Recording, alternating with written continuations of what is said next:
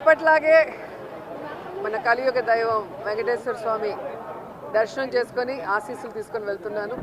And ఈరోజు అందరూ కూడా రావటం మీరు అందరూ గమనిస్తున్నారు.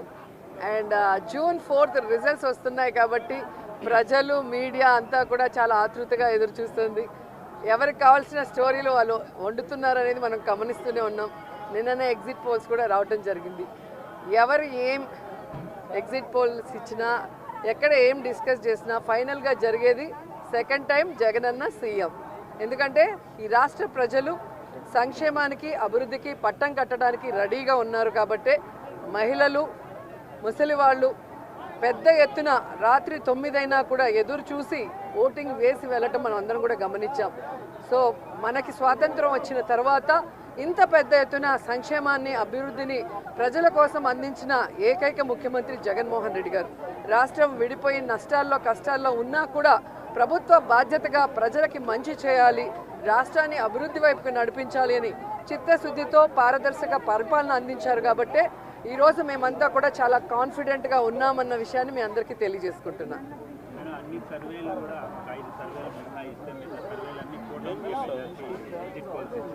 ఈరోజు కూటమి కొత్తగా పెట్టుకున్న కూటమి కాదు, ఆల్రెడీ 2014లో పెట్టుకుంది. అప్పుడైతే కొత్త కాంబినేషన్ కాబట్టి ప్రజలు ఎక్స్పెక్ట్ చేసి ఓట్లు వేశారు. కానీ 2014లో అక్కడ ఇక్కడ 2 చోట్ల కూడా కూటమి అధికారంలోకి వచ్చినా కూడా ఈ రాష్ట్రాన్ని సర్వనాశనం చేసింది. కానీ ఈ రాష్ట్రానికి ఇవ్వాల్సినది ఏమీ ఇవ్వలేదు, ఏమీ అభివృద్ధి చేయలేదు అన్నది ఈ రాష్ట్ర ప్రజలు గమనించారు. కాబట్టే ఈరోజు ఆ కూటమికి క్రేజ్ లేదు అనేది మీకు తెలుసు, మాకు తెలుసు.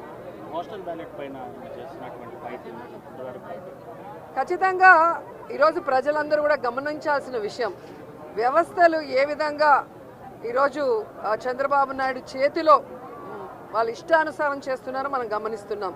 ఆ విషయాల్ని ఇష్టానుసారం ఎలక్షన్స్ అప్పుడు మార్చేయటం, అలాగే కేసులు పెట్టించడం వైఎస్ఆర్సీపీ నాయకుల మీద. ఇప్పుడు దేశంలో ఎక్కడా లేనటువంటి విధంగా కొత్త కొత్త రూల్స్తో పోస్టల్ బ్యాలెట్ని ఏ విధంగా వాళ్ళకి అనుకూలంగా మార్చుకోవాలన్న ప్రయత్నం చేస్తున్నారో మనం గమనిస్తున్నాం. అదే చెప్తున్నా కదా, ఎవరెన్ని దొంగ ఆటలాడినా ఎవరెన్ని వ్యవస్థలను మేనేజ్ చేసినా ప్రజల మనసులో ఉన్న జగన్ గారిని చంద్రబాబు నాయుడు కాదు కదా, ఆయన పుట్టించిన ఖర్జూరం నాయుడు కూడా మేనేజ్ చేసి మార్చలేడని కూడా ఈ సందర్భంగా తెలియజేసుకుంటున్నాం. ఇప్పట్లాగే మన కలియుగ దైవం వెంకటేశ్వర స్వామి దర్శనం చేసుకొని ఆశీస్సులు తీసుకొని వెళ్తున్నాను. అండ్ ఈరోజు అందరూ కూడా రావటం మీరు అందరూ గమనిస్తున్నారు. అండ్ జూన్ 4th రిజల్ట్స్ వస్తున్నాయి కాబట్టి ప్రజలు మీడియా అంతా కూడా చాలా ఆతృతగా ఎదురు చూస్తుంది. ఎవరికి కావాల్సిన స్టోరీలు వాళ్ళు వండుతున్నారు అనేది మనం గమనిస్తూనే ఉన్నాం.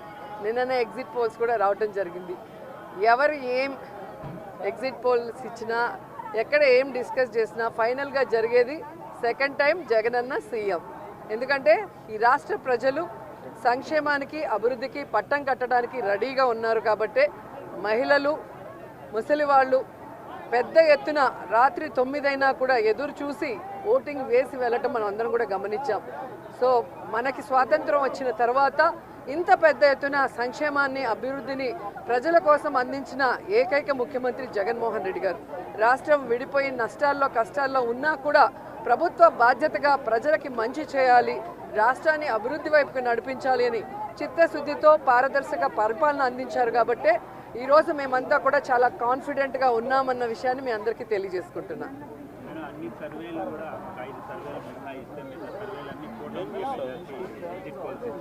ఈరోజు కూటమి కొత్తగా పెట్టుకున్న కూటమి కాదు, ఆల్రెడీ 2014లో పెట్టుకుంది. అప్పుడైతే కొత్త కాంబినేషన్ కాబట్టి ప్రజలు ఎక్స్పెక్ట్ చేసి ఓట్లు వేశారు. కానీ 2014లో అక్కడ ఇక్కడ 2 చోట్ల కూడా కూటమి అధికారంలోకి వచ్చినా కూడా ఈ రాష్ట్రాన్ని సర్వనాశనం చేసింది. కానీ ఈ రాష్ట్రానికి ఇవ్వాల్సినది ఏమీ ఇవ్వలేదు, ఏమీ అభివృద్ధి చేయలేదు అన్నది ఈ రాష్ట్ర ప్రజలు గమనించారు. కాబట్టే ఈరోజు ఆ కూటమికి క్రేజ్ లేదు అనేది మీకు తెలుసు, మాకు తెలుసు.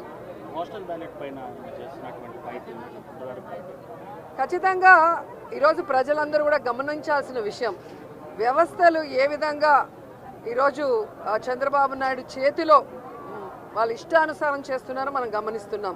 ఆ విషయాల్ని ఇష్టానుసారం ఎలక్షన్స్ అప్పుడు మార్చేయటం, అలాగే కేసులు పెట్టించడం వైఎస్ఆర్సీపీ నాయకుల మీద. ఇప్పుడు దేశంలో ఎక్కడా లేనటువంటి విధంగా కొత్త కొత్త రూల్స్తో పోస్టల్ బ్యాలెట్ని ఏ విధంగా వాళ్ళకి అనుకూలంగా మార్చుకోవాలన్న ప్రయత్నం చేస్తున్నారో మనం గమనిస్తున్నాం.